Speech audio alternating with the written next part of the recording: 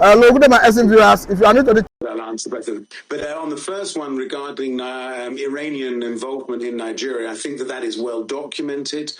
We know that there are certain movements. For example, the Islamic movement of Nigeria is sponsored and is backed by the Iranian regime. This is not me saying this. We've seen that documented by the Iranian regime. Ayatollah Khamenei, the supreme leader, posted on X his support and his backing and on there, so that's very open. And there are other areas as well that Iran is working for destabilizing not only Nigeria but all of West Africa. Apart from that, on your second question, look, Nigeria and Israel are strong allies, are strong friends. We work together on many areas, and as Prime Minister Netanyahu said, we are willing and we are eager to partner with Nigeria according to Nigeria's needs and according to Nigeria's desires in order to help tackle instability within Nigeria, again, according to Nigerian needs and Nigerian desires and wishes.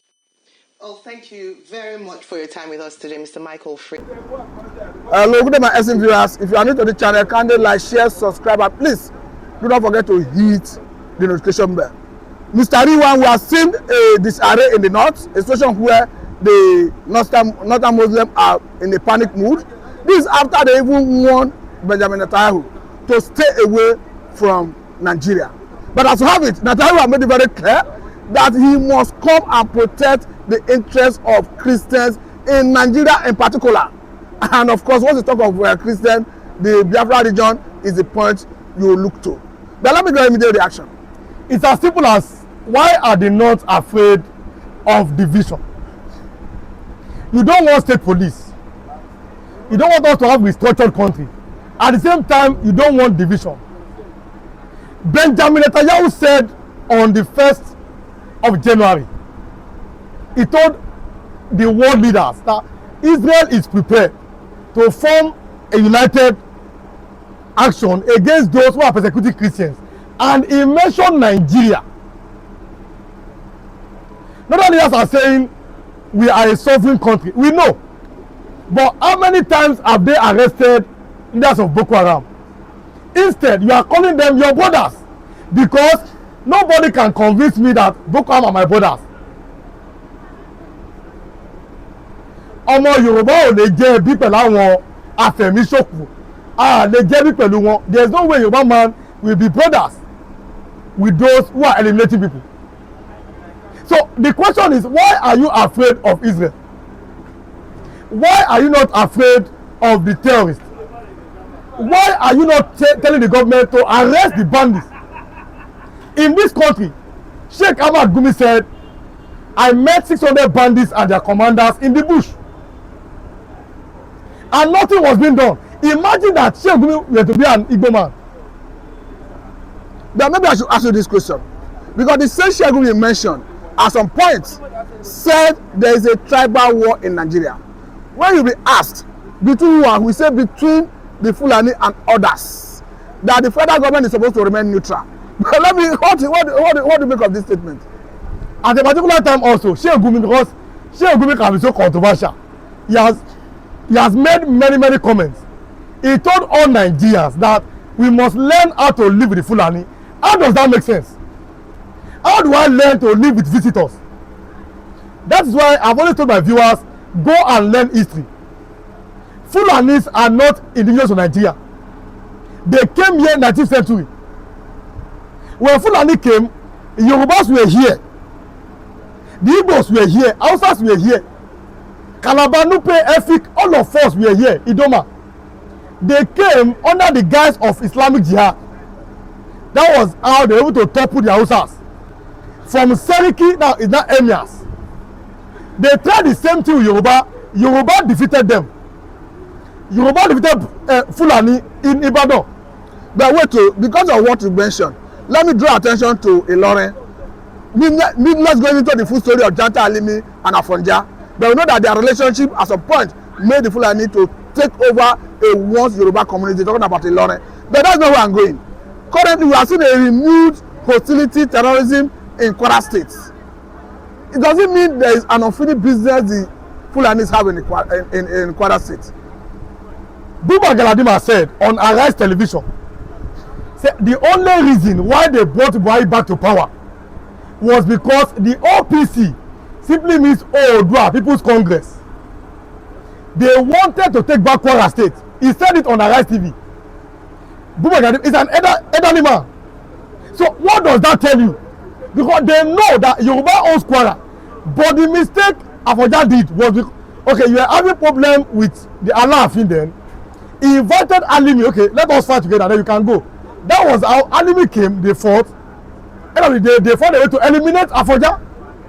And since then, the Fulani had been presiding over in power.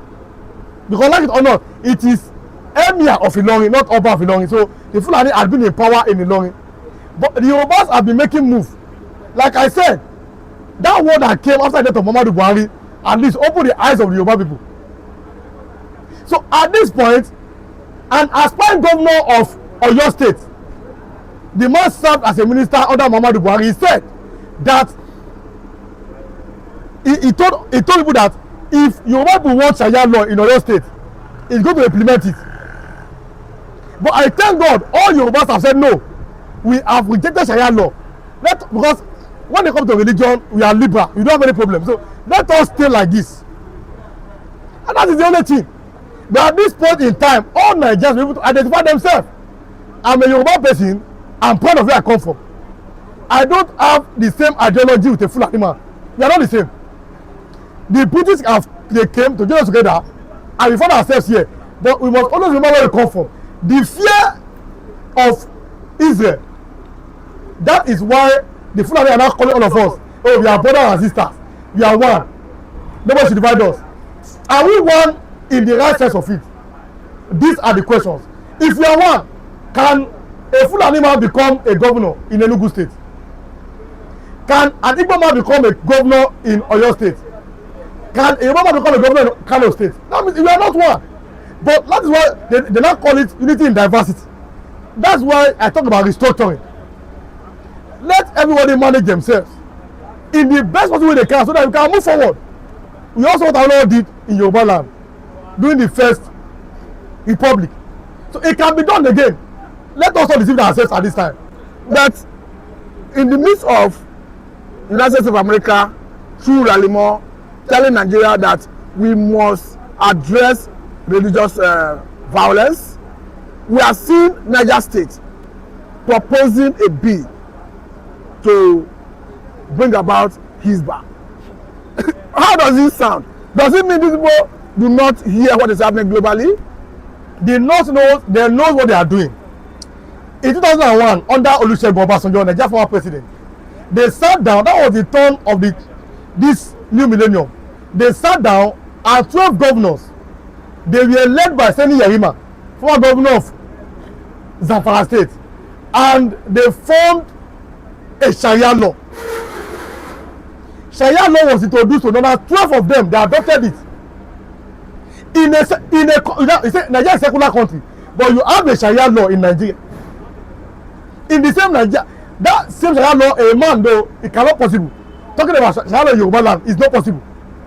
The northern people behaves as if they own the country. They talk, they make statements, they make speeches as if Nigeria belongs to them. But you cannot blame them because there's disunity in the south. How can you sit down and have Sharia law and you have Igbos police, and during in Ramadan, Igbos police have already arrested 9 man beings for eating during the Muslim fast. Igbos police in Kano State. So in Niger State, they have like 40% Christian population. And they are carrying to Sharia law to that kind of Igbos police to such a community. So it is time that everybody be at alert. You are saying that we should stay as one, that we are brothers and sisters. You are making moves to even destroy the country. Because look at the one that we're spending on insecurity. Imagine then that insecurity, where is it coming from? When US government came to Nigeria on the 25th of Christmas, when they struck, did they strike Yoruba land? Did they strike Igbo land? Did they strike Middle Belt? They struck Sokoto State. That is the seat of caliphate in Nigeria. This These are semantics. They are telling you something is wrong with these people. But we know these things. Okay, if I may come in here, we understand that many Nigerians have commended Mr. President for his bold step in rejecting position of the North and continuing with the American partnership. But this demand, particularly that talks about the Nigerian government should try to prevail on the North to drop Hizbah and Sharia. Many of the view that the Nigerian government may not have the courage to do this. Let me get a view. Supreme Council for Sharia in Nigeria, SCSN, they have told all Nigerians that Sharia law is sacrosanct. That is why Israel too are now looking at Nigeria, okay, because in Israeli parliament they talk about Biafra, and we saw it. So since you want Sharia law in the North, let the Igbo people to also have their own way of governing themselves. It's as simple as that. But nowadays, for example, look at an Igbo man. He was made a chief imam in Abuja. And Igbos are saying no, this again, we will not fall for it. But again, religion is you have freedom of religion. But don't let, because it was something that the Fulani used to conquer the Hausas. Yorubas must not fall for it. We must not lose our identity in name of any religion, not even only Islam, even both Christianity. The Yoruba first mentality must always be there. That is it. So in that religion, they have conquered the Hausa people. Now Hausa cannot fight back. But if you want to fight when they say you are attacking Islam, that they call it takia. If Hausa say no, enough is enough, they say want to fight Islam. Hausa cannot go against the words of the Sultan. If they dare not. So these are the negative, no, not even negative. These are the games that the Fulanis are playing with the rest of Nigeria. Let me ask you this last question. It's 2 in 1. Number 1, the Fulanis have taken over all the available political positions in the North, including the second leg of it is including the monarchical system of government, talking about the emirship. I got to know recently that apart from the government of Kano State, that in Kano where you have about 44 local government, that up to 30 something of the local government chairmen are Fulani. How do you think the Hausas can address this? It's gone. It's gone. That's not because now they have even intermarried. So since they have intermarried, it is gone. Let them just give up. It is Yoruba that is now learn from this. And I like the advocacy now. We are now advocating it. We are not against any religion. But do not lose your because religion to a legal extent is culture. Okay, want to be a religion, you have to dress in the similar culture. Many of you don't know. Many of these dresses are cultural dresses. If a man put that thing in the head, it's because of them in the desert, in the Middle East. They don't want dust when I go their face. That's why they put all those turbans. But today, your woman is putting it on his head. Is that where are the dust? So religion is culture. Everyone should open their eyes and see from the lens of it. Hausas have gone. It is finished. Middle Belt are now waking up. That's why Middle Belt Forum said they cannot see themselves as part of that one North, because if people say the Hausa and the Fulani, the Hausa and the Kanuri, Yoruba is there because they are Muslims in Yoruba. Igbos will be hard. Igbos are not even like 99% Christians, others. But Yorubas have almost 50-50 in terms of religion. So Yoruba must not allow any politician who have the interest to bring in Sharia. No. Let us continue this trajectory. We don't want, and we have learned what happened in Hausa. Even what happened today in Ilorin people would rather stay with the Fulani because again it is the religion. People don't know the power of religion. You understand? So that religion ideology is the hardest to break. So the Hausas, there's no hope for them. And because they have intermarried, they are really intermarried when you Fulani, they are intermarried themselves. So we identify their great grandfather may be Hausa, but now they are not Fulani because of their fathers. So that is the problem. So let them just stay like that. But again, in that way they are together, let them start speaking up. And some are speaking up. And everyone knows their plans. Maybe they can, maybe help will be on the way.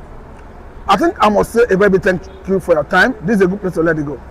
Thank you very much. We hope to have you next time.